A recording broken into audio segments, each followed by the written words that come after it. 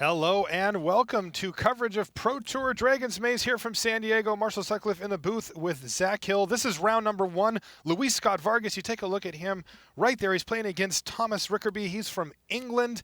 This is draft full block. This is what we've all been waiting for. I'm not sure what Thomas Rickerby's on, but we did have a chance to watch Luis's draft. He's got a rug, red, blue, green colored deck. Zach, we're off to a pretty quick start here, it looks like. Oh, and that's got to be exactly the start you're looking for. It looks like a Drakewing Crassus for Luis. That's going to put a 3 power in the air on the 3rd turn. Gets off to exactly the start his deck is looking to create.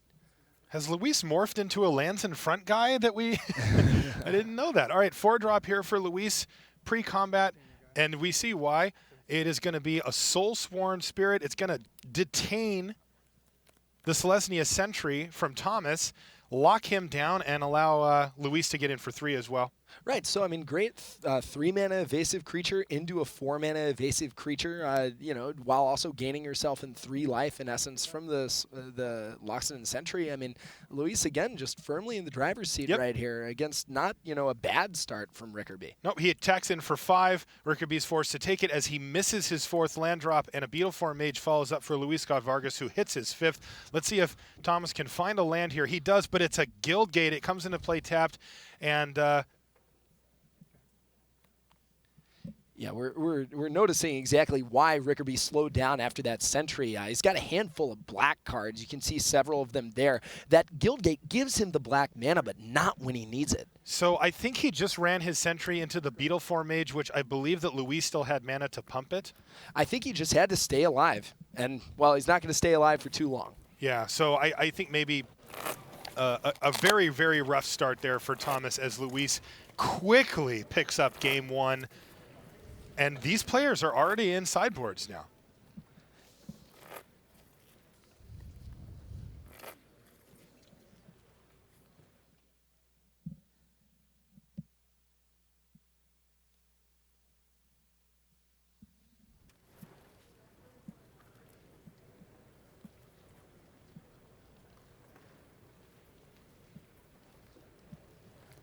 All right, so players are sifting through their sideboards here. They're going to have a few changes to make. We saw a few sideboard cards from Luis, but honestly, we didn't really get to see enough of Thomas's list there to really give Luis an idea of where he's going. Of course, you got to see the colors he's in, but nothing specific to target. Can't wait to try out the new Return to Ravnica block constructed and booster draft strategies straight from the Pro Tour.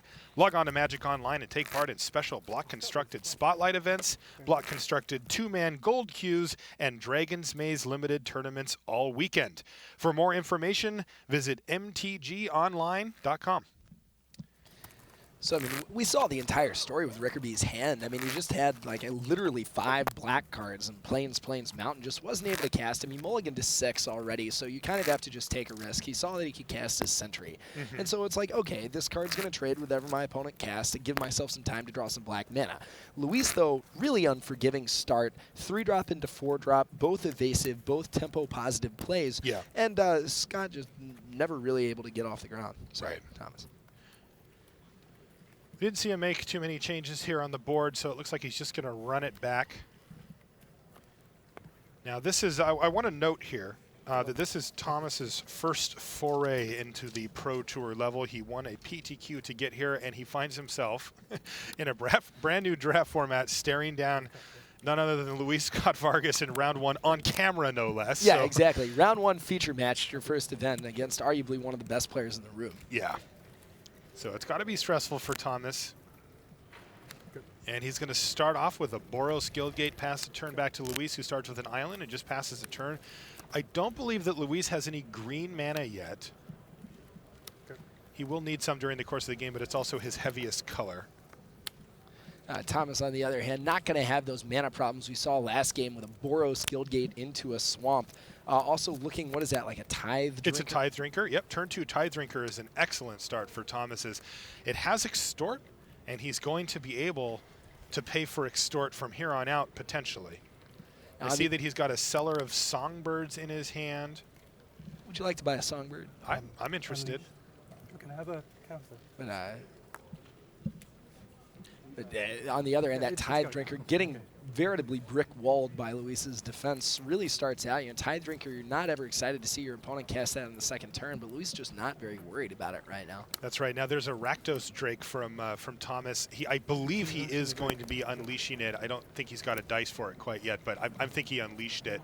It's going to be a 2/3 flying, and we see Luis play 2 spells in 1 turn. In Action Injunction, your Drake mug your 2/1 and attack in for 1 damage here. So Tithe Drinker down, Drake detained. And we are assuming, yeah, that the okay. So the Drake is detained again. We're assuming that he's unleashed. We don't quite see the counter yet.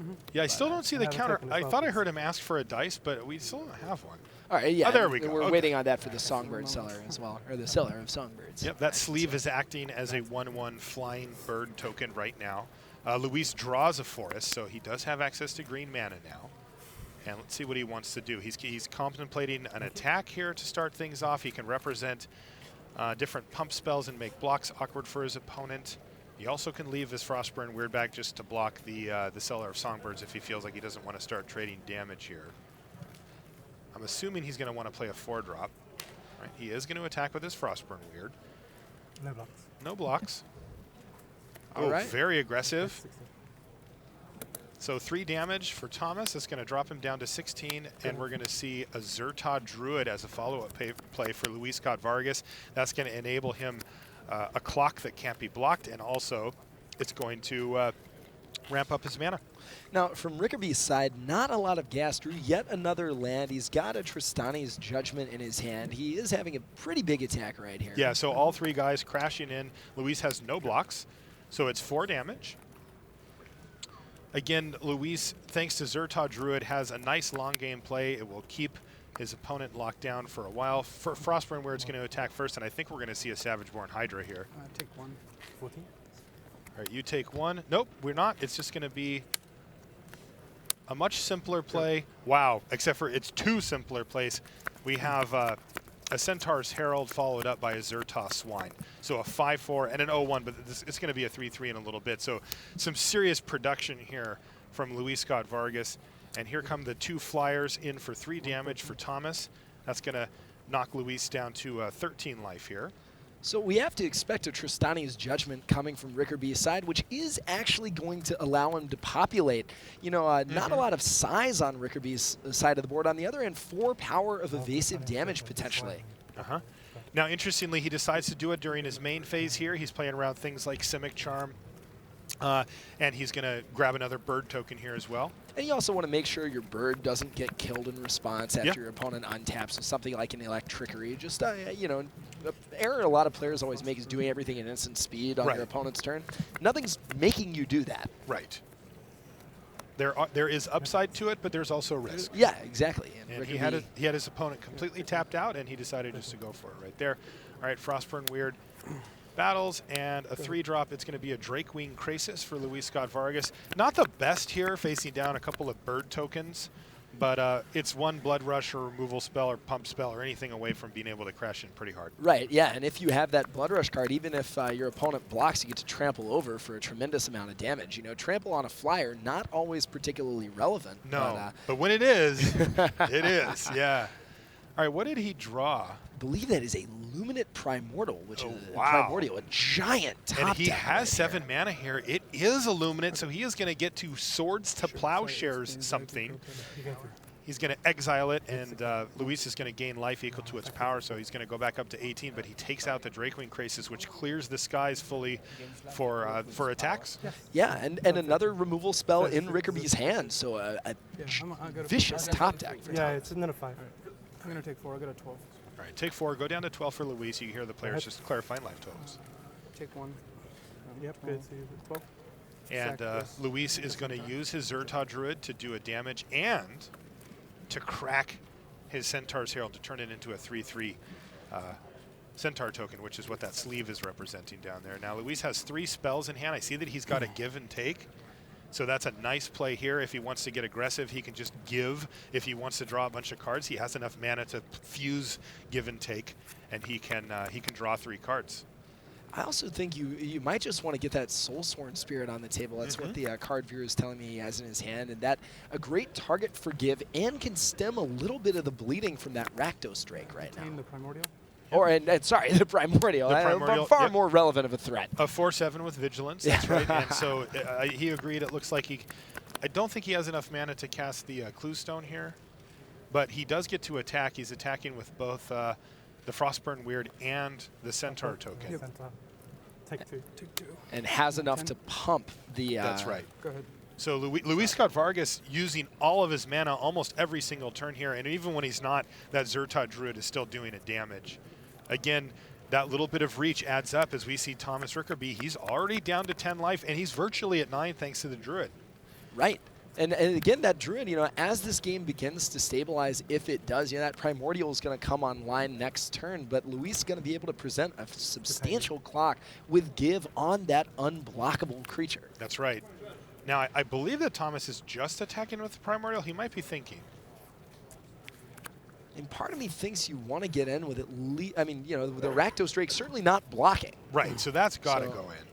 And it looks like he might just be sending everybody here. Luis is already down to 12, and Thomas has some nice attacks here if he wants them. I got a 9. All right, so it looks like he doesn't attack with the Primordial. Well, the Primordial is detained. Oh, it's still detained. Sorry. Yep, excuse me. I forgot. So he does get in for 3, though, and he is going to use Devour Flesh to make Luis sack a creature. Now, there isn't an easy choice here. Luis does have 3 or 4 creatures, and he wants all of them. Right, and and every single one of those creatures is very valuable. Yeah, now he goes for the Frostburn Weird. That's also going to maximize his life gain. Right, and is as weird, just the least offensive threat right here. Did you see what Luis just drew? No, what did he draw? He either drew the Giant or the Hydra. So either way, it's good. Let's see what he decides to do with all of his mana this turn. Take 1. He's going to Get a 6. do 1 damage. That's going to drop Rickaby down to 6. 4, And it is the Hydra. It's going to be a 4/4 double strike, and also a card that if he wants, can put a bunch of counters on. Yeah, and that is... He's got enough mana to put 2 counters on it if he wants. And that also allows him to just straight up trade with the Primordial if that's what he wants to do, which, he does not have an answer, or a really clean answer for that card right now. That's a great point, Zach. Interestingly here, Luis's life total is all the way back up to 13 thanks to the Devour Flesh. Right, yeah. And that's essentially a turn on his clock here. And a very relevant turn as Luis is presenting lethal damage next turn with 1 damage from the Druid plus 5 from give on to the 2/1 unblockables. So Rickerby really needs to muster something together this turn. Yep. Now, Luis could also go super deep and draw 7. I suppose winning the game's probably better, but... Yep. All right, Armory Guard, and 1 card left with 3... Well, all 3 colors mana up, so Luis has to be a little careful, but he's all the way down to 4, so he probably just has to go for it here, right, Zach? Yeah, I think you go for it here. I mean, otherwise you're facing a lethal attack from the other side of the board. I mean, you don't really have a lot of options to be conservative right here, as tempting as it may be to get greedy and draw 7 cards. It just unfortunately doesn't affect the board in any way. So it's not going to get him as ahead as he'd like. If he moves in and puts all the give counters on his Soulsworn Spirit and it gets killed, he could be in a pretty bad spot here, being down at 4, facing lethal damage in the air. So, I mean, you have to think about, Augur Spree is a removal spell that can matter right here. Your opponent can't Arrows of Justice. Arrows of Justice, pretty it actually devastating. It is devastating, play, I must say, given that the... he still's only 5 power of evasive damage, but only 4 toughness. 4 toughness, which is just right. I think, though, you just have to go for it right now. All right, he's doing it. He's starting off by putting the 3 counters on the Soulsworn Spirit. So let's see if Thomas Rickerby has a removal spell in hand. Well, he does have a removal spell, but Smite not going to remove the unblockable creature. As we see Thomas scoop up his cards, Luis is victorious. He had a pretty easy game 1, and he found the victory in a slightly closer one. Game 2 here. I saw a little head shake from Thomas. I mean, it's got to be stressful sitting down to play against Luis in round 1 of your first Pro Tour. But he put up a much better fight that second game, and Luis 1-0 right off the bat. It's not too late to choose your guild and join the race. Declare your allegiance on planeswalkerpoints.com to earn special badges and achievements. Remember, the last day to join a guild is May 30th. So, I'll remember that. Yeah, Mark. this is for you, Zach. I was actually just reading that directly to you. Yeah. So we saw Luis's deck do what it could do, right? I mean, he had a lot of options. There was a lot of angles he could hit at. He had multiple evasive threats that must be dealt with, and he had some powerful late-game spells. You know, one of the things that you liked about Give and Take, Zach, probably when you made it, is the fact that it has these two different roles, right? I mean, in that role, it served to allow Luis to punch in and actually win the game. But let's say the board was stalled out and he didn't have any threats, but he wasn't under much pressure. He could have drawn either 3, or even if he really wanted, I don't think you'd really kill your Hydra to do this, but you could have also drawn 7. There's still a lot of cards. I mean, it's hard to lose a stalled game if you draw 7 and your opponent doesn't, right? But still, either way, he had a lot of options available to him. I mean, and I do feel a little bit bad for Rickerby here because, I mean, his decks seem to be reasonably powerful, had a good amount of evasion. We saw a lot of removal spells. We saw bombs in the form of Primordial, but he just always seemed a step behind. Mm-hmm. All right, let's send it down. Rashad is going to talk for just a minute here with Luis Scott Vargas. Hi, Rashad Muller here with Luis Scott Vargas, and we just watched kind of a nail-biter of a game 2. It was pretty close. Yeah, I don't. Game 2 was pretty close at most points. I did have a give take in my hand since the beginning, and I eventually was going to put it on Soulsworn Spirit or a flyer or something. So I was setting that up for a few turns. Basically, if he had another removal spell, I could have been in trouble, but it would have had to have been the 4th in a row. So I wasn't too worried. I mean, he didn't know that, but yeah. Okay, so and we actually had a chance to watch you draft during the earlier portions of the stream, and it looked like you were setting up either some type of version of Ruck. What made it so that you decided that you would be more of the Simic version rather than more red? Yeah, I was hoping actually to be Gruul because I had Zertal Druid and Savageborn Hydra, and they were both like very, very good. Yeah. But the packs didn't cooperate quite that way. I ended up picking up a bunch of late Simic cards in pack 1, like a Beetleform Mage and a Give Take, to go along with the Crisis Incubation. And then pack 3, I had a ton of, I picked up some blue, red cards in pack 2, but pack 3 had like a Void Wielder, a Tower Drake, a Soulsworn Spirit, an Action Injunction, just like all these blue cards. So that kind of determined my colors. I knew I was going to be base green, but I wasn't sure which of the other 2 were going to be main. All right. Well, this is LSV kicking off Pro Tour Dragon's Maze with a win. So congratulations. Send it back to the booth. All right. Thank you very much, Rashad. That was fun. It's always nice to get the players' thoughts, directly after the game. I like getting a quick chat in with them to see how it went, because sometimes they'll offer something that we didn't see, or they'll offer something that was very subtle about the way that they played it. It looks like we've got a couple of other matches outstanding. Hopefully we'll be able to pop over to one of those. It looks like you can see our camera crews moving over to Efro. Eric Froelich. Is that Tomek Predrikowski? I can't quite see who that is.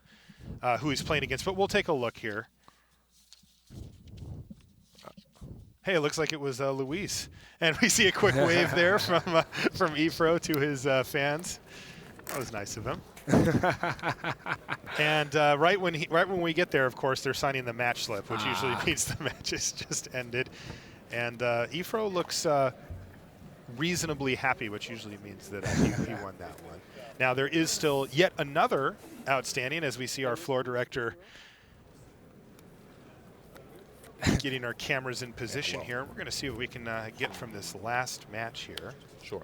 Take 6. Order 2. Yes. Not pretty All well. right, so is that Andre Muller? Muller? Well, it's Yeah. not. That's what Max Sjoblom are. We'll have to look it up, but let's try to see if we can get a look at the board state as we see a scoop happen, although I don't know what game this was. But that is very unusual. We both missed it. Yep. I guess it was because of the The guild match. yeah. Yeah. All right, players seem to be going to their sideboards here, so it looks like we might get another game here at least. The deep sigh from Andre. Can't be terribly pleased with that last result. Yeah, we were eavesdropping a little there, listening to their conversation. They said they both missed something. That's very cryptic. Yes, although it can happen. I mean, remember, we've got 2 big sets and a fairly new gold set. Like, there's a lot going on with these board states now. And one of the things that's unique about this environment that isn't, looks like they are, the thing that's unique about this environment is it's not as though you've been playing with the large set cards the entire time. You've been playing with Return to Ravnica in October, and then you have to forget about all those cards to play with Gate Crash. So coming back into full block draft, you haven't had as much time to acclimate to what all the tricks might be. Right. So it is probably harder than normal to keep every single thing that you'd have to play around in your head at the same time. Sure. And I mean, this is what these guys live for, though, right? I mean, they love that, deep interaction set that you get out of 2 big sets and a complex third set. So, all right, players are shuffling up here. I think that's like also where just like getting familiar with your fundamentals is also extremely important. You're like, okay, I don't know exactly what removal spell he has. Assuming this thing can die. Yeah. It is. Yeah, we were talking about that. Actually, BDM was talking about that on the news desk as well, and I thought that was a very poignant point, is that when your opponent is in Naya colors. Right? Oh, let's listen in. Usually when it's Yeah, it should have been both. Or neither. lifestyle things. Oh, yes. Andre has Yes. dropped a card. He says, "Oh yes." But is when your opponent's in, red, white, or any combination Neither of would red, be white, cool. and green, Yes. they attack you and they have mana up. There's just like 60 cards Right, that they yeah. could have to get you. I guess like Common Bond might be the biggest blowout or something like that. But yeah, like how do you block? Like if you just run your blocker out there, be like, I bet nothing bad is going to happen to me, right? Yeah, and I think we saw that in the first round where Thomas attacked into a Beetle Form Mage and Luis just blocked and pumped. I think it happened very quickly, but I think that's what I saw, and there wasn't a trick. Yeah, it's just like, well, But usually it's a tough place to call there. You are facing down a lot of potential combat tricks.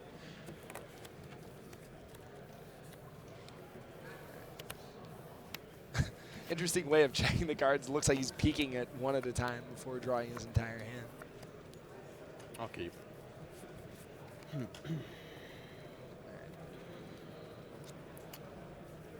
I'll keep. Go. All right, so both players keeping 7-card hands right now. Hard to tell how happy they are about it, but looks like at least lands and spells, which is, not too hard to be disappointed with in a format where you have some pretty ambitious mana bases. That's right. All right, so a quick start here as we see Basilica Screecher battle in there for just one. Let's see if there's going to be an extort paid for here. It looks And like this that big is extorts. being lined up. Yep. Woodlock Crawler You have and 18 extort. out of 21. So protection from green is facing down Angle. a green creature, so that's got to be happy for Andre. I'm curious if he brought that in out of the board or if it's in his main deck. I think it's a card you kind of want to main deck a lot. I mean, there's a lot of color combinations against which the protection from green is relevant. It's always a 2-1 for 2, which is, reasonably good. A lot of people are going to be splashing, so you're going to see more forest than you normally would. It's actually a card I try to take pretty early if I'm in a Demir strategy. He is running it in the main. Oh, okay. And he's got to be happy that his opponent's playing green. And here he is getting pretty aggressive, attacking with both. That's going to bash in there for 3, and he's got a follow-up play as well. Let's see if there's an extort involved. No, it's Lazov. Wow. Just a turn 4 Lazov. A really aggressive curve from Muller, and we saw the Woodlock Crawler actually brick wall Disciple of the Old Ways, gained a little bit of initiative there, and Max unable to attack through it.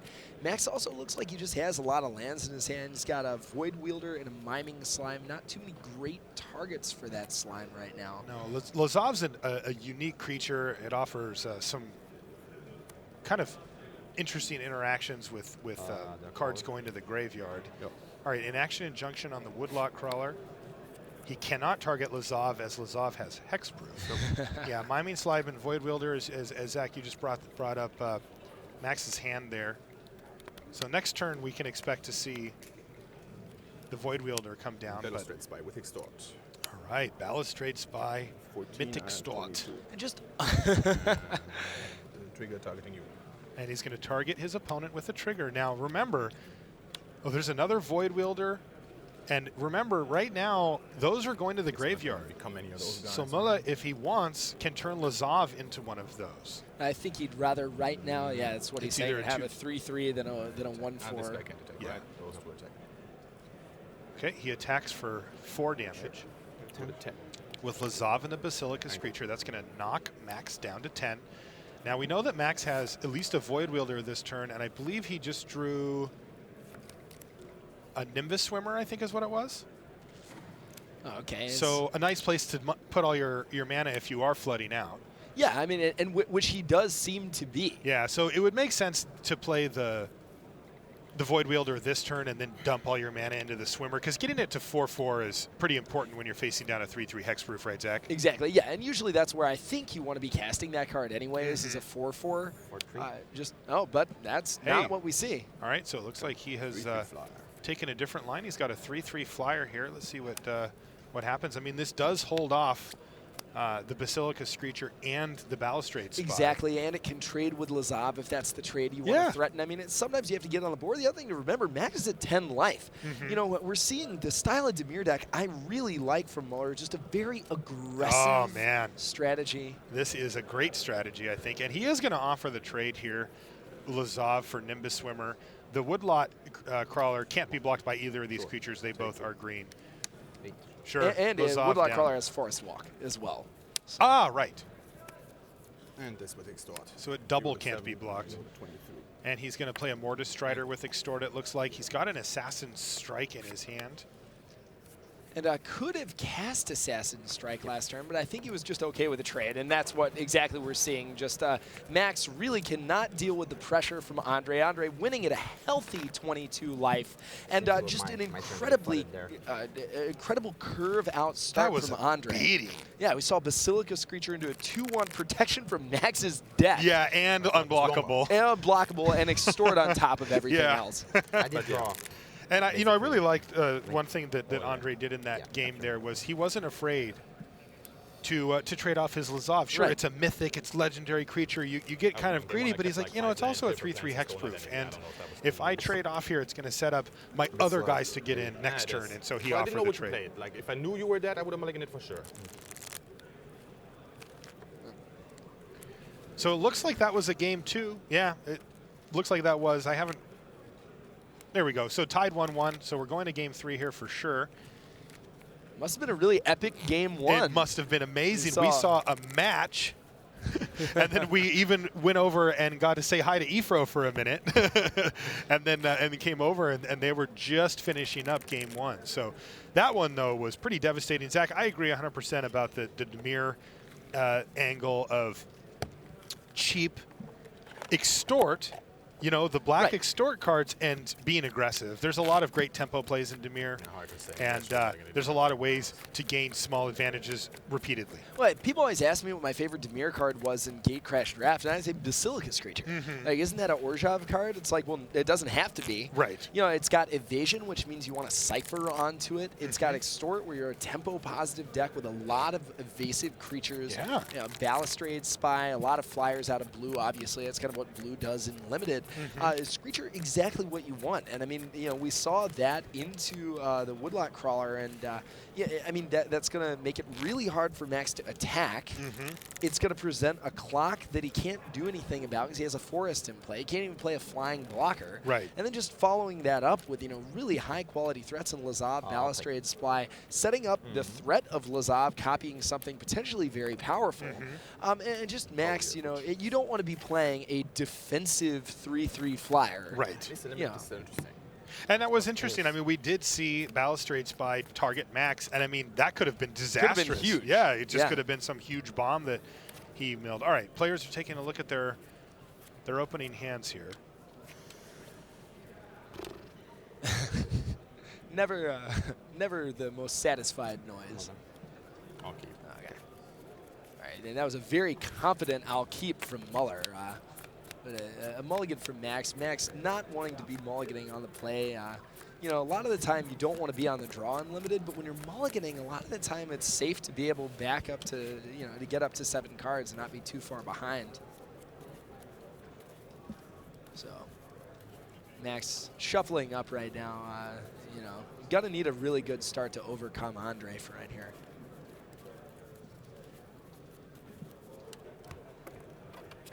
I love looking at Andre's body language. Andre's been around the Pro Tour a really, really long time.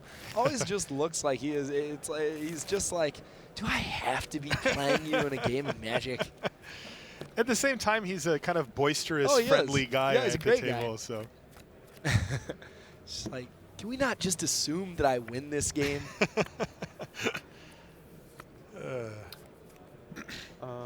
Sure. All right. Okay. So Max is going to keep. He's going to lead off with an island. And we see a pretty solid hand here. Yep. Looks like just a forest for Max. No play. All And, right. there's a solid start for sure. Frostburn weird. Yet again, the Demir deck a lot of the time accommodating cards from every other guild's colors. Say, like, Beautiful all right. Mage here for Max. A good card to start off with as well. So things are beginning nicely for both players. It'll be interesting to see how they, what their game plans are for going ahead. I believe that Andre has Lazav in his hand again. I think he's only got one forest. Is that correct, Zach? Sorry, forest. One swamp. I don't even know that he has a swamp, actually, or does he? Do no we see it? swamp. No, he does, absolutely. I was going to say a lot of stranded cards otherwise, and really a big turn for Andre right here. He can cast either Pilfered Plans or Mortis Strider, could cast Doorkeeper if he thinks that Max is not going to have the mana available to pump his Beetleform Mage. And also, I mean, let's not ignore the ability to play an island and attack for 4 right here. Probably not what you are going to do, but not weak by any stretch. All right, he decides to lead off with the Mortis Strider. That can block the Beetleform Mage. It's going to force Max to pump the Beetleform Mage pre-combat if he wants to make sure that it gets in. Yep. Yep, 16. that's what we see. I mean, it's really easy to forget how potent of a clock Beetleform Mage can be. 4 damage adds up very, very quickly. And let's take a look. So this is not the second swamp that Andre needs to cast his Lazav. So he's going to have to cast something else, but he's got options. He's going to go for Pilfered Plants, and he's going to target his opponent. I mean, ideally he would have drawn a swamp, played it, and then Pilfered Plants the next turn because you might hit something, but he doesn't have the luxury of doing that. He has drawn the second swamp, so we know that he can Lazav next turn, or he can cast a 3 and a 2-drop next turn if he wants as well. When you're saying he wants to cast Pilfered Plans after Lazav, the reason being, of course, if you mill something really good, like we saw earlier, you can copy it and attack for potentially a lot of damage. Sure. He does draw into, that's another Pilfered Plans, though, so if this game goes long enough, Andre is going to be plenty ahead on card advantage. The thing he needs right now is just a second swamp to activate that Mastermind and Assassin Strike. Yeah. Still, though, he can attack He's got it for in his 3 hand. damage. Yeah. So next turn he'll have that swamp. He decided to play an island this turn so he could pump his Frostburn Weird if needed. So interesting decision to decide not to attack from Andre. He could have gotten in for 3 damage. Instead, I think wants to just make Max spend mana on attacking rather than developing his board. Okay. He does have an answer to the Beetleform Mage in hand, though it's 2 okay, if I turns use, away before he can cast Sideboard card? Assassin's Strike. Yeah, sure. That's how I do it. Okay, sure. And we see exactly why Max wanted I'll to just do do that, that. able to pump his Beetleform Mage and then get Am I going? 4 power Yes. Uh-huh. out of the Miming Slime. Put that down. Okay, that's fine. Is that Yep. cool? Okay. 4 + 9. So we do see that second swamp from Andre right here. The question, Well, of he had course, it is last what turn. does- He drew it oh, off he the did? Pilfered Plants. Sure. So he can play it this turn. Yeah, he can play it right now. He's got 5 mana available. So he can play a 3 and a 2 if he wants. He's drawn a Perilous Shadow here, it looks like. Or he can just play Lazav. So, I mean, Andre... What do you like here, Zach? I think I like Lazav, if nothing else, because nothing's going to happen to it. Yep. So even if he gets one of his creatures removed or void wildered, he can double block if he wants to without really losing 2 creatures. And he's got to block this turn. I think at 12 life, facing down 8 power of attack, 4 of which is evasive. You really have to make sure to stop the bleeding right here, so you can get around to casting your Assassin Strike and getting that Beetleform Mage off the table. That's right. Now, are you comfortable trading Lazav for the Oh, he's not even going to attack. So he's just going to pump and attack. Again, like you mentioned, though, the damage is adding up very quickly. This has all been Beetle Form Mage. Yeah, this game is all about Beetle Form Mage. I mean, it's a card that was deliberately designed and deliberately planted to be, to do exactly what it's doing right here, to be good in the Simic deck, presenting an early clock, and, it's really causing some problems for Andre right Beetle Form Mage brought from the future to destroy Andre Muller this game, apparently. All right, and as we see, though, it's going to draw a premium piece of removal here as it's an unconditional kill spell, Assassin Strike. It's also going to force a discard from Max, and that could be really big here. Yeah, Max losing either Rubbleback Rhino or Void Wheeler, both very good cards right now. Does not probably want to discard the Rhino, because remember, Lazav sitting there on the board can copy anything he discards. That's right. So grab an extra toughness. Still has a, yeah, there we go. 3/4. Right. Oh, yeah, I'll become it. I will become it, he says. I like it. That's a great sentence. Yeah, so really, though, for Lazav, that just adds a toughness to it, right? Yeah, I mean, the main thing that now he can double block with that and Mortis Strider and, not have to spend a turn recasting Mortis Strider if he blocks the 4/4. All right, so it's going to be an Indrik off the top here for Max. Do you think Max is kicking himself for playing that Forest? You've got it. That's always a really tough decision. I mean, Mind Rot, very good in this format. There's a lot of playable discard. Yeah, it depends on if he needs to hit those land drops, right away or not. Towering Indrik does make it kind of hard to attack back if you're Muller. On the other hand, if you're Muller, you've drawn so many cards that you don't really need to win the tempo game right now. Not at all. And in fact, I think we're going to see evidence of that as, we see Pilfered Plants, and it's going to target him. All right, so there's a Zamek Guildmage. What was the first card off? Was it a Battering Crisis? That's what it looks like to me. Yeah, he did not copy whatever it was. So neither of them were good enough. He's okay with his 3/4 hexproof. Yes, and also he keeps drawing cards. He's resolved 2 Pilfered Plants, and he's really in a nice position to make this game go as long as he wants. He plays a Doorkeeper, and he has drawn and played his Woodlock Crawler, which is really a big stop sign at this point, as all of Max's creatures are green. Now, I want to note here, if you just tuned in, the dice that's sitting next to the Ooze token is indicating its power and toughness. It's not a separate. So Andre doesn't want that on there because they're not counters. Right. And that there's a lot of cards in this format that matter. Yeah. That affect counters. You can remove them to do things. You can switch them around to do things. So you want to make sure to resolve that ambiguity. Max right now, he's got a Void Wielder, a really powerful card, but that's essentially it. He's only got one more land in his hand. You see Andre flooding the board. Max was able to get Andre to 8 in the early game, but the tide of this game definitely turning around in Andre's favor. Absolutely, yeah. Once that Beetle Form Mage hit the graveyard, things started looking a lot worse for Max, as that was as actually the only creature that's dealt damage this turn to Andre. It's done 12. Now this Maze Glider actually gives a lot of creatures flying right now. Wow, it does. Towering Indrik, though, nothing can really attack through it, but can't be too upset to have a 3/4 hexproof flyer, a 3/5 flyer, a 1/1 flyer that never dies, a 2/1 now evasive in every conceivable way imaginable. It can't be blocked by the creatures. It also has flying. It also has forest fog. All right, but it looks like Andre's going to keep conservative here. He is at a relatively low life total, facing down a lot of power, and he's just going to attack for 2 here. I mean, he could start doing things next turn, like sending in his Frostburn Weird and offering trades.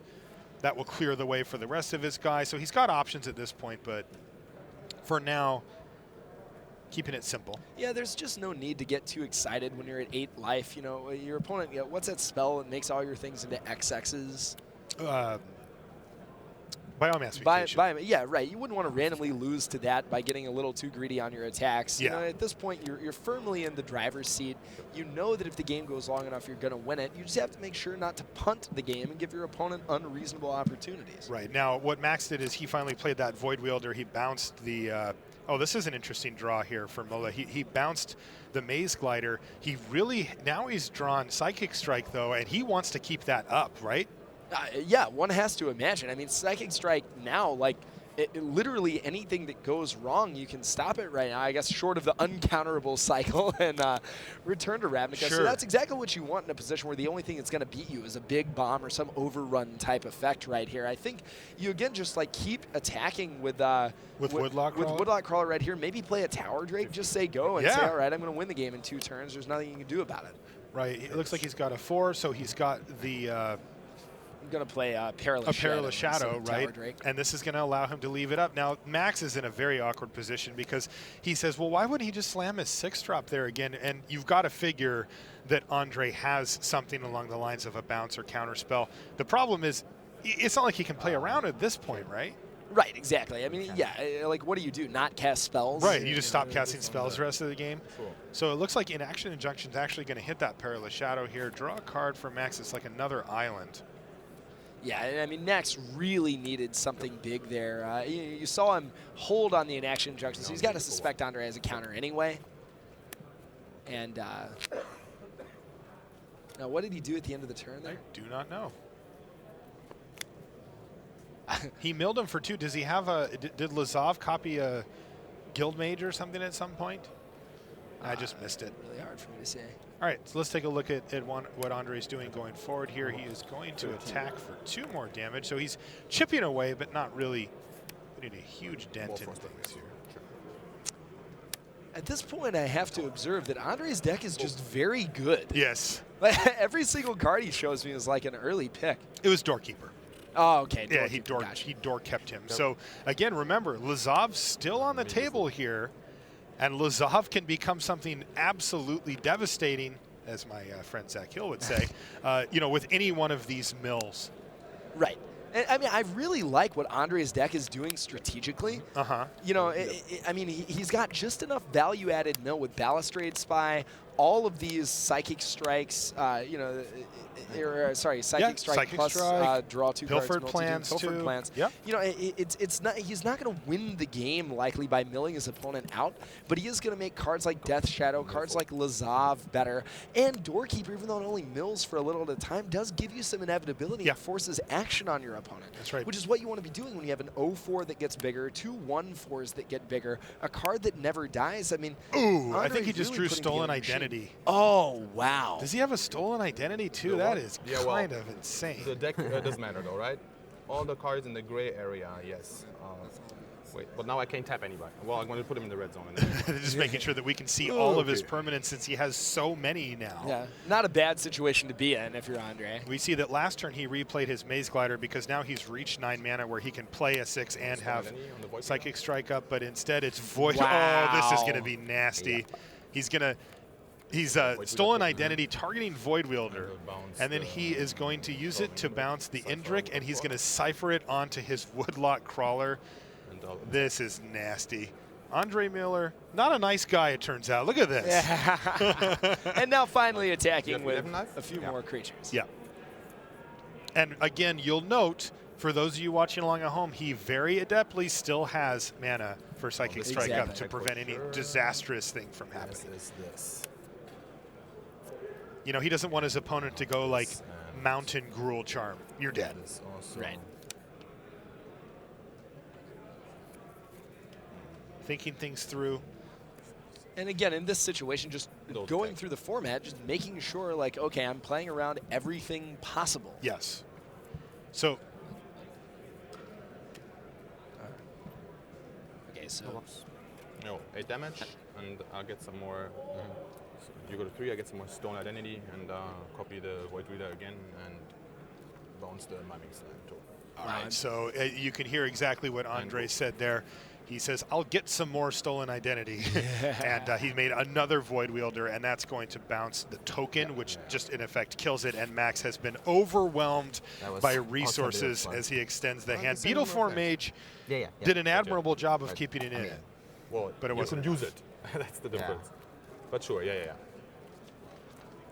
I mean, just really a decisive win. I think right I played 2 Pilfer Plans. Yeah, right? Yeah. Yeah, of course. I mean, very rarely do you see a blue-black deck flooding the board with that many like, permanents. Right. Of course, worse than yours.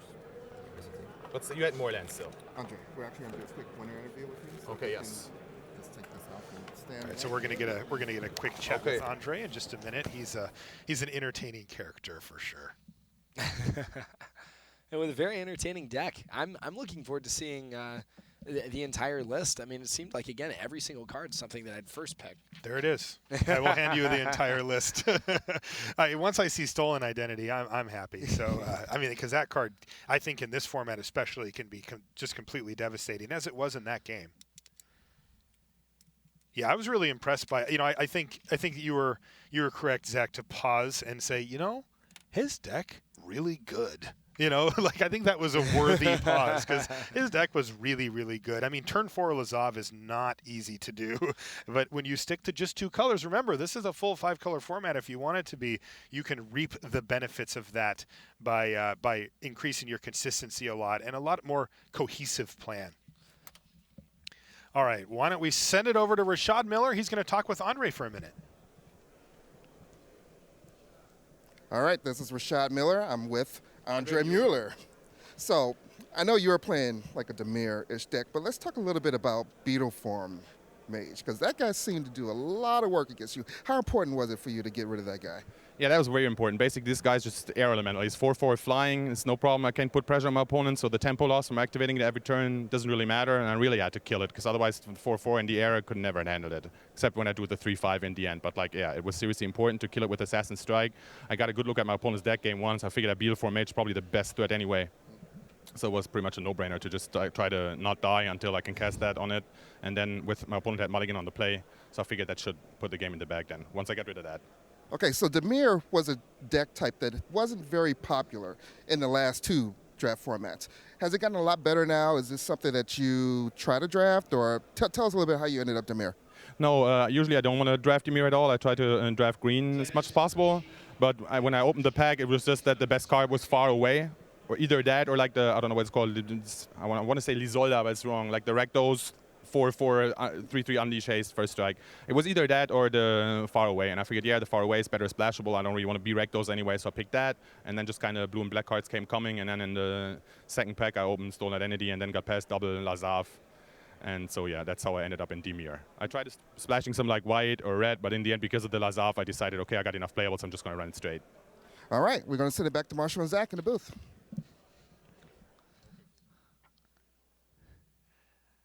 All right, welcome back, guys. Marshall Sutcliffe, Zach Hill. Got a quick word in there with Andre. It's interesting. He said, I don't want to be Rakdos, and then it sounds like he just got hooked up in the later packs. Yeah, I mean, I don't want to be Dimir unless I get double Lazav. Yeah, all right, well, I guess I can handle Stolen that. Identity, and the card he mentioned was actually my favorite out of all of those, was Far and Away. Yeah, that card, I mean, it's an Edict and an Unsummon. They both cost more than you normally pay for it, but it turns out in concert with one another, it could be just an absolute blowout. And, we can't ignore, too, like in a deck as tempo positive as Andre's seemed to be, you can really capitalize on that advantage if you're entwining it on turn 5. I mean, I could see, Entwining it. Entwining it, exactly, fusing it. Yeah. Okay, it looks like we're ready to send it back to the news desk. So we're going to go over there. When we come back, we'll have round 2 of draft here from the Pro Tour. See you guys in a few minutes. Hello everyone, welcome back to the news desk. Rich Hagan, Brian David Marshall with you. I want to start off with a big hello to Lucens. That's going to be my best guess. This is a gentleman who tweeted us all the way from Ecuador. He's watching on his Xbox. Thank you so much. Tweet us at Top8Games, at MTGRich. Where are you watching Pro Tour Dragon's Maze, and how are you watching Dragon's Maze? Hashtag, who are you rooting for? Oh yeah, absolutely. We want to hear who you're looking to see do well at this Pro Tour, and who you want to see under the camera, and who's your horse in the race. All right. We're going to talk about the races. That's our next segment. Let's begin with what we call our master scoreboard. But look, let's be honest, it's only round 1, so we've been very carefully selective. What we've got for you is 2 draft pods. Let's take a look at our first master scoreboard of the day. On the left, you see the draft pod that featured Luis Scott Vargas. So let's take you through the results here. We have Luis Scott Vargas. You saw him defeat Thomas Rickaby of England on his Pro Tour debut. 1-0 Luis underway. Can we just sum up that whole table as age and experience? Oh, okay, I'll give you that. Nassif beats Criado, to go to 1-0. Yep, Rashid beats Polak Rotman, which is kind of an all-experience battle, but nonetheless, Rashid wins that one. And User over Geese. I can tell you, by the way, a bit of drama. Martin User did not use his 30 minutes of deck building in the most conventional fashion. He spent a lot of it kind of in private, not feeling terribly well, it's fair to say. No, I mean, let's be honest, he said on Twitter he was the guy's throwing up. So, he's like in the bathroom getting sick. Not good for Martin User, who is one of the 19 players who could be Player of the Year. Of course, if he's infectious, it's an interesting metagame strategy. Oh, behave. So that's your left-hand draft pod, the pod we saw. Then a second draft pod on the right of your screen. These 8 players sat down to draft. Helmut Sommersberger of Austria. He lost out to Michael Swiney of the United States. You have Andrew Cuneo down there from America. He gets off to a win against Josh Glantzman of the US. You have Brad Nelson, former Player of the Year, of course. He is a winner against Yasutaka Hibino of Japan. And that just left Josh Utter-Leighton. Now, a really nice story. I've got to tell you. I know where you're going with this, but okay. I don't know Paul Jackson. That's because I was sick and I did not attend Pro Tour Kuala Lumpur, so I didn't have the opportunity to see his Pro Tour debut. So, Paul Jackson, he's from Australia. He's now 21. Age 16, he makes his Pro Tour debut in Kuala Lumpur 2008, eventually won by John Finkel, who, by the way, beat Guillaume Wafatapa 3 times in that event. The 3 losses for Guillaume Wafatapa at that event. But Paul Jackson, he comes in, he qualifies for Kuala Lumpur. He plays his first round, he doesn't win. He plays his second round, he doesn't win. It keeps on going, he keeps not winning. He plays 5 matches, he wins none. He's 16, he's gone to Kuala Lumpur, goes away winless. 5 years later, the transition from boy to man. He's 21, he comes back. His first round, his 6th Lifetime Pro Tour match, is against Josh Utter-Leighton. Good luck with that. Gets easier from here. One hopes. Josh Utter-Leighton posted, didn't play terribly well, but won anyway. So nice to have a reasonable draft deck. But we do want to say, good luck, Paul Jackson, because it isn't just about the Player of the Year contenders. It's about the people who struggle for years to get their second shot, their second Pro Tour. Speaking of people with first shots, we saw a tweet from Tim Froehlich. Another debut. Another person making his debut at this event, and he's like, just lost to Dave Williams, and John Finkel's at my table. Oh, wow. Welcome to the Pro Tour. What do you reckon? Dave Williams versus John Finkel at 2-0 for the pod. Might see that on video if they get there. Yeah, we might. To put it mildly. All right, now, one of the big races is for Player of the Year. It's a storied title. This man knows more about it than most of us will ever forget. The Player of the Year for the person who gets the most pro points. Let's take a look at the 19 players who could theoretically win. And it begins with the Player of the Year 2 times already, Yuya Watanabe of Japan. Yeah, I mean, Yuya Watanabe finished 2nd in the Players' Championship last year, finished 2nd. I'm sorry, he won the Players' Championship last year. Yeah, he beat Shoji Yasuoka. Beating Shoji Yasuoka, finished 2nd at Pro Tour, returned to Ravnica. Losing to Stanislav Sivka, and was off to the races with a huge lead in the Pro Tour player standings, and that's slowly shrunk as other people have won Pro Tours. You see Tom Markel there, as Ben Stark gets a top 8 and wins a GP, as Josh Utter-Leighton just is continually a hyper-efficient, dominating machine. Yeah, and Shahar Shenhar continues to be the most enviable teenager in Magic. Yeah, I mean, everybody putting together, their terrific seasons, but it really looked at some point like Yuya could not lose. But now there are a number of scenarios which any one of these 19, and we're stretching credulity a little bit.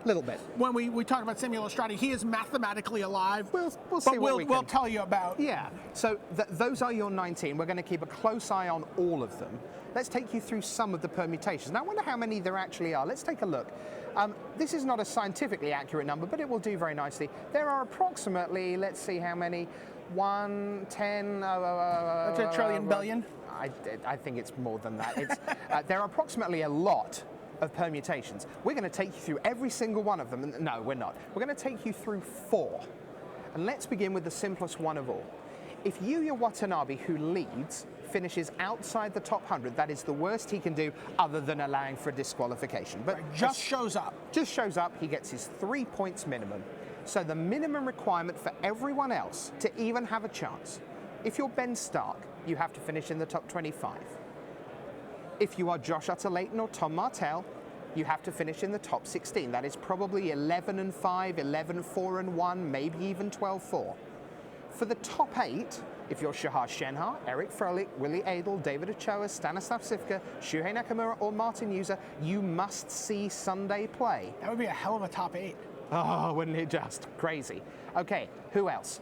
Top 4, Owen Turtenwald and Brian Kibler. Even if Watanabe doesn't do well at all, they would have to reach the semi-finals. And there's still more to come. Outright winner, Li Shi-Chan, Su Qingguo, Jerry Thompson, Reed Duke, Conley Woods, Samuela Estrati. So right now, those last 6 know that even if Watanabe finishes outside the top 100, they must win to even have a prayer, and that doesn't allow for all those people already ahead of them. But realistically, Watanabe may well not finish outside the top 100. So BDM, what happens if he has a decent performance? He's round about, let's say, the 10-6 mark, 10-5-1. So outside the top 16, top 25, where the pro point cutoff is, Ben Stark needs a top 16 there. Josh Utter-Leyton needs a top 8. Tom Martell needs a top 4, and we need Shahar Shenhar, Eric Froelich, Willie Adel, David Ochoa to make the finals. And still some winners, one would imagine. Let's see. Sivka, Nakamura, Yuza, Turnwald, or Kibler could all get in there with a win. But if he finishes in that top 25, eliminated from contention are Shi-Tian Lee, Su Qingguo, Jerry Thompson, Reed Duke, Conley Woods, Samuel Estrati. Top 25 finish from Watanabe knocks them out of any shot of passing Watanabe, much less anyone else, for Player of the Year. And again, let's remember that just because Stark gets the top 16, that doesn't make him Player of the Year. All those other things then have to fall into place. This is just to overtake Watanabe. Just 4 of a billion trillion possibilities. Just 4 of them. Let's move on to the next one. Let's say Watanabe is as good as he really is, and he makes the quarterfinals. He's still not certain of winning, because if he loses in the quarterfinal, the only way he can lose Player of the Year are Ben Stark or Josh Utter-Leyton winning the Pro Tour. Oh, wait, but however, so if Watanabe makes the finals and he loses in the finals to Ben Stark, Ben Stark will be the Player of the Year. So that means, I think this is right, that all Ben Stark has to do to be Player of the Year is win the Pro Tour. So he's guaranteed Player of the Year if he wins the Pro Tour. He gets both. He's 4 points away. He would get 30 for the win. Watanabe, even in second, would get 24. That's the 4-point gulf bridged. So all Stark has to do to guarantee it, be Player of the Year. All Watanabe has to do to guarantee it is win the Pro Tour. Gentlemen, you know your mission. As always, we will disavow all knowledge of your actions. And now, here we go. Let's just imagine that this happens. That Yuya Watanabe doesn't make the top 100. That is something that would happen, maybe 1 in 4. So, 1 in 4 failures. Let's also imagine that Ben Stark doesn't make the top 25. Well, I mean, that's like probably a better than 50-50 shot. So, yeah, okay. Now, Tom Martell and Josh Utter-Leyton, they have to not make the top 16. Well, yeah, that could happen. Wait, there's a lot of things on there. Yusa, Sivka, Nakamura, Adel, Ochoa, Shenhar, and Froelich. None of those 7 can make the top 8. We still got more ands. We have Kibler and Turtenwald. They don't make the top 4. They can make the top 8, but not the top 4. And Samuel Estrati of Italy wins the Pro Tour. Yeah. Then what? Oh, and there we are. So, 1, 2, 3. So what you're saying is he has a chance. Absolutely. How hard can it be? That just seems extremely straightforward to me. Yeah. Samuel Estrati for Player of the Year. It's clear cut. Surely, boys and girls. Hope you enjoyed that. Italian fans, hold on to that thought. There's quite a lot of ifs, ands, and buts going on there. But clearly the takeaway is that Watanabe has had a fantastic season. And although we would expect it to go deep into tomorrow and maybe into Sunday, he is in a very strong position. And player of the Year, while it's a great honor, and he would be getting 3 Player of the Year titles is very rare air. What he's thinking about is World Magic Cup, Japanese national champion. He's thinking about his seat at the Players Championship. The World Championship, yeah. At the World Championship, I'm sorry. I got to put $1 in the World Championship jar. Indeed. And he's thinking about his platinum level for next year, right? These are really his focus. And honestly, he's got almost all of that locked up. Absolutely, yeah. He's there, 62 points. It's a huge total and well deserved. We will keep you abreast of those 19 players through the weekend as they come into view. There's a very rough guide. 10 and 6, 11 and 5 is your kind of top 32, top 25. 11, 4, 1, top 16. 11, 5, not really. 11, 12 and 4, top 16, top 12, sneaking towards top 8. Sometimes you get 12 4s in at top 8. Once you get 13, 2 and 1, 12, 3 and 1, that's your kind of top 8 range, roughly speaking. So although we talk about the points difference, it's kind of about rounds, isn't it? Yeah. It's the kind of thing of, Watanabe stops playing after 16 rounds. If someone can go 18 rounds, maybe they catch him. It's kind of like that. Now, that's for Player of the Year. But around the world, 71 countries are waiting to find out who their national representative will be at the World Magic Cup in Amsterdam. We couldn't bring you all 71 races, but we are going to show you 20 of the most interesting. So let's get to the big board. And BDM, we've done it alphabetically, no favoritism here. And we begin with Australia. So Justin Chung is currently in the lead. Isaac Egan in second place, 7 points. Isaac needs essentially top 8. He really needs a top 8 here to overtake this lead. Yeah, Chung was part of a team for Australia. He's played before, was in the finals. So was Isaac Egan. Just both terrific players. Must say, caveat to all of these, any player from a country we're about to show you who randomly wins the entire thing. Jeremy Neiman's here. He could just win a Pro Tour. Yeah. Like I would pick, someone's like, oh, who do you get? Oh, I'll take Jeremy Neiman. I feel pretty good about that. Yeah. I like him winning any Pro Tour. Yeah, so because it's 30 points for the win, 24 for second, there are people who are not on our graphics who can just slingshot their way to national glory. But that's Australia. Let's move on. Where next? I'm going to take you to Brazil. And this is very straightforward. This is nothing straightforward about this, in the sense that we're looking at the Brazilian leaderboard and Paulo Vitor Damarosa is not atop it. Okay. When was the last time that happened? Yeah, it's a while. And do you want to know why? It's because Willie Adel has had a truly Monster year. world-class season. It's not just that he won Grand Prix Toronto in modern, beating Sam Pardy, who, let's confirm the form, won the next modern GP in Portland last weekend. It's not just the fact that he was top 8 of Pro Tour, returned to Ravnica in Seattle. He is playing world-leading Magic just as he was when he made 2 second places in a year in 2006, 2007. He's committed. He's playing in all the events. He's traveling. He's putting the work in, and he's putting up the results. So basically, Paulo needs to win this event. Yeah, and watch Willie cheer from the sidelines after about 3 rounds. Yeah. It's pretty much he needs Willie to not hit top 100, and Willie can essentially lock it up with top 100 is what it comes down to. Paulo can upset him with a win and a day 1 finish for Willie. Okay, well, obviously the next big major Magic Nation is the Czech Republic. We're going alphabetic. Oh, wait, there's Canada. So let's talk about Canada. It's a tremendous race. This is one of the real set-piece battles of the coming 3 days. This is very similar to what we saw last year with Alexander Hayne going into Pro Tour Barcelona. I believe he was 4 points off the lead going into Barcelona. We didn't know his name really yet. We kind of knew. He's like, oh, he's that kid who did well at a GP. Yes. Rich Hone likes him. We had a limited amount of information about him, and then he, just propelled himself into the forefront of the Magic scene with, being one of the few players to be able to claim being a Pro Tour champion. Yeah, worth saying that Alexander Hayne would have been a lot further behind had he not taken a gamble and come to Europe for a Grand Prix a few weeks back. Made the top 8 there, played Jacob Wilson in the semi-finals there. So tremendous. It's great when people are rewarded for really going the extra mile, literally. And of course, the person he's chasing is John Stern. John Stern's coming off a top 16 finish at Pro Tour Gate Crash. And a Grand Prix winner this year. And a Grand Prix winner, yeah. So a tremendous lineup. And you have a lot of time Canada. for Maxim Grin. I do. Would you be surprised to see Maxim put up a top 8 here, or get himself into the mix? I would not. I mean, there is the caveat of a lot of what I've seen of Maxim was in the team event at San Jose, where he was with Lucas Xiao. And Lucas is such a terrific team leader. And then didn't Maxim follow up with a top 16 or a top 25 in Return to Ravnica Pro Tour? Yeah.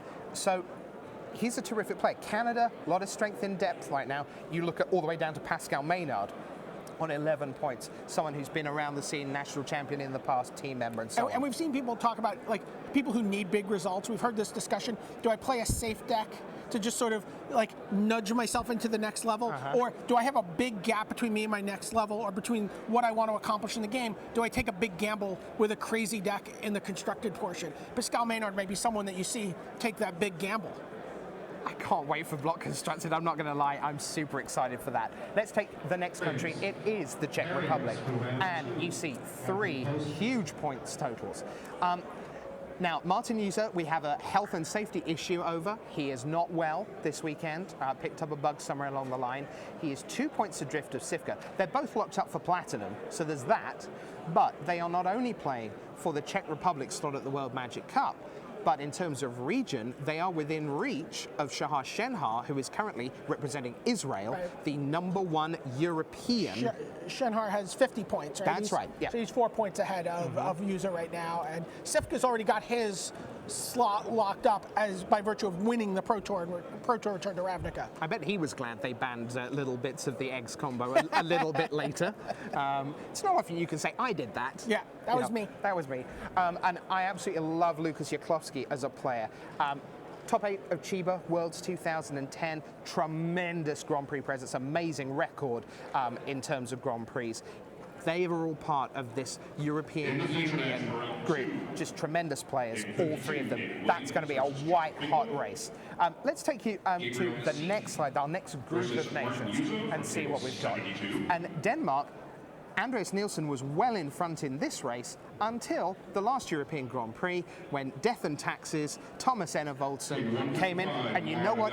You could see he was going to win 6 rounds out, because in the feature matches, there were people with heads in hands, there were people slumped at tables, there were people trying to get water, and he was just bouncing around the feature match area like he was playing kitchen table magic. I have never seen someone so fresh at the end of a 2-day Grand Prix grind a fest. European Grand Prix. Yeah, yes, and it was it took a while, and he just dominated that event, along with his teammate Michael Bond, also of Denmark, who isn't here. So although he's got 10 points, people have a lot of time for them as well. I mean, I've heard nothing but good things about them from the great. European Magic community. And Enna Volson is a real kind of flag bearer for the European scene. It's great when he's there, and he's noticeably missed when he isn't. So great guy, and turning into a very, very good player.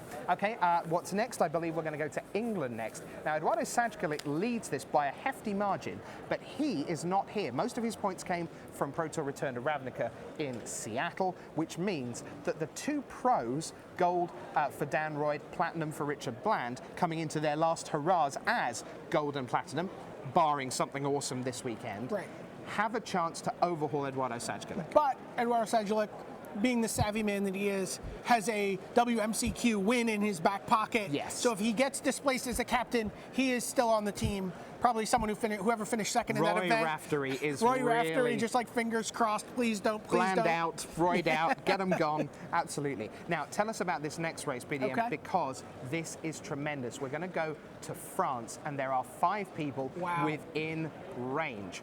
What a collection. Hall of Famer Ralph Levy, Hall of Famer Gabriel Nassif, and then the new blood on the French Magic scene. We heard Ralph Levy talking in a Walk the Plains video about like repairing the French Magic scene with these young players that he's been working with, that he has, you know, so much respect for, and thinks that they can...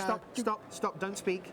I have just been given news that Sean Plott, aka Day 9, is going to be in feature match action this round in round 2. You should know this, everyone at home. Day 9, can't wait to see him in action. Good luck to him. I believe he lost round 1 in 3, one of the last matches to finish. But just wanted to get that news to you, breaking as we speak. Back to we're France. also going to see John Finkel and Dave Williams. Oh, are we? Okay. Yes, we are. So, that's what I heard. But those 3, they all play together. And Semino, yeah. They all play together. They are all just ticking off the Grand Prix top 8s, the Grand Prix wins. Del Tour runner-up from London 2012, Simino, winner of London 2013, Desania Grand Prix champion with Jones. I mean, these guys are really looking to lock up gold here, more than they're necessarily even looking at passing Ralph Levy. Absolutely. Ralph Levy, by the way, in his last 21 Pro Tours, has finished with an even or negative record twice. Wow. That's since Worlds of 2007. Crazy. Okay, where do we go next? We stay in Europe, we go to Germany. And Jonas Kustler, again, a giant of the European Grand Prix circuit, has a small lead over Lucas Tajak. And then 4 points adrift, Brendan Mull, who has been a pro this year, but has been quiet, hasn't been to a lot of GPs. And that 10 points kind of represents not so much a diminishing in standard, more just a diminishing in attendance, apart from So anything else. anyone here could take this, and any of the German players on the big European super team could, again, with a victory, with a finals finish, surge into the lead here, right? Absolutely. So that's Germany for you. We have plenty more to get to. Let's take a look at Italy. And this is going to feature one of our Player of the Year contenders, Samuele Estrati. He has a huge lead, but the man in second, Matteo Vasari, those 18 points, sure, he's 18 behind Estrati. More importantly, he's only 2 behind Felipe Tapia Bechera of Rookie of the Chile. Year. For Rookie of the Year. And Vasari, just a tremendous player. Alessandro Potaro, coming out of a gold platinum year, hasn't had a great year so far, just trying to get a last hurrah. So we'll see how he does. Where do we go next? Yeah. This is Japan. I mean, this is Shuhei Nakamura really, needing a top 8 here to catch up to Yuya Watanabe. I mean, he needs a tremendous finish. He's been, all of his top 8s have really come before his Hall of Fame induction. Still does consistently well, but really, if he wants to be the Japanese national champion, he's going to need as strong a finish as he's posted in a couple of years. Absolutely, he really is. Let's go back to Europe. It's Norway next. Pretty much a straight shootout, although they would not think of it in those terms. They're really good friends, traveling companions, testing teammates. And I believe they have very strict gun control laws in Norway too. I'm sure they do. Andreas Nordahl, the flame-haired Norwegian, 19 points, and Sveinung Bjornerud, terrific value always when we see him around the Grand Prix circuit on 13 points. So again, Nordahl needs to do not a lot. Bjornerud needs to do quite a bit. Kind of top 50, top 25 range if Nordahl doesn't get anywhere. And then we have the Philippines, Richmond Tan. He leads from Andrew Cantillana. So the Philippines there, a pretty tight race. And this is one where if I think either of these will feel somewhere in the top 50, top 75 might well get the job done for them. So more races to tell you about after round 2. Perhaps the American race, which is quite heated. We might mention the Americans. Seems reasonable. But we have some feature matches for you in round 2. We have, from Poland, Piotr Wild, who's a decent player. Not a lot of people know about him. He is playing Sean Plott, day 9 of the United States. Then we have Mamoru Nagai of Japan up against someone who quietly is not having a good year. Paula Vita Dama de Rosa of Brazil. Someone 25 points. He needs 5 points just for gold. Right. Never mind platinum. Of course, locked up Hall of Famer. So automatically gold. So that's fine. But then 2 white-hot games of Magic to bring you. Gabriel Nassif of France against Martin User of the Czech Republic. Wow. And the All-American Clash of the Titans. David Williams, John Finkel. Round 2 coming up now. Hurt my head to think about, like I just walked off. Hey guys, welcome back to the booth. Marshall Sutcliffe, Zach Hill. Ooh, John Finkel versus David Williams. This is going to be a big one. Yeah, 2 teammates, and I'm excited to see them battle in the limited rounds because we're not going to be looking, they don't know the ins and outs of each other's deck. They haven't discussed their sideboard strategy ad nauseum. And 2 really talented players who've been playing for, 15 years now. So. And, I would consider both of these guys limited players at heart as well. I know John Finkel loves to draft. He has famous Finkel drafts at his place in New York.